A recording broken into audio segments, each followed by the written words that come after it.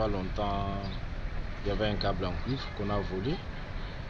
Le client avait passé presque 4 jours dans le noir.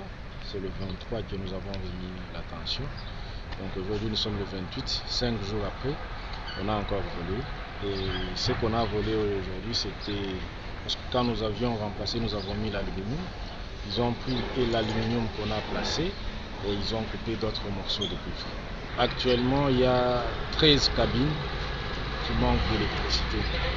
Parmi ces 13 cabines, il y a la cabine d'Ako, il y a la cabine de Kangénie, il y a même la cabine Camagnola qui alimente la mairie. Donc actuellement la mairie est dans le noir et l'hôpital d'Ako et le Kangénie. En dehors de ça, il y a une partie du centre-ville, une partie de Kikula, 40 maisons et Mafuta. Alors qu'est-ce que vous préconisez pour alimenter les abonnés desservis par cette ligne? Bon, présentement dans notre stock, nous n'avons pas de câbles, nous les invitons à la patience. Nous sommes déjà dans les démarches pour que dans un bref délai, nous puissions remplacer les câbles volés et alimenter la clientèle.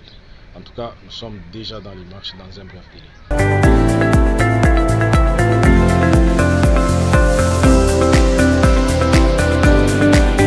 Nous sommes un hôpital où on fait la prise en charge de plusieurs malades et sans électricité, certaines machines ne peuvent pas fonctionner.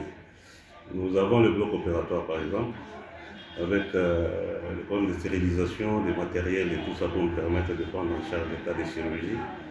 Et avec cette coupure-là, donc tout a été presque à l'arrêt.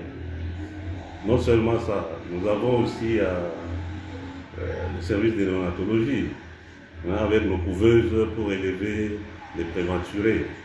Sans électricité, surtout la période qu'on a passée ici, c'était vraiment très difficile pour élever ces petits enfants-là. La morgue, ça nécessite quand même qu'il y ait permanence du courant pour garder très bien les débris mortels. Donc sans courant électrique, nous avons éprouvé vraiment des difficultés. Et surtout que nous avons ouvert aussi notre réanimation avec les oxygénateurs que nous avons. Sans courant électrique, nous avons éprouvé beaucoup de difficultés. On a été obligé de transférer, chose qu'on ne peut pas faire quand même.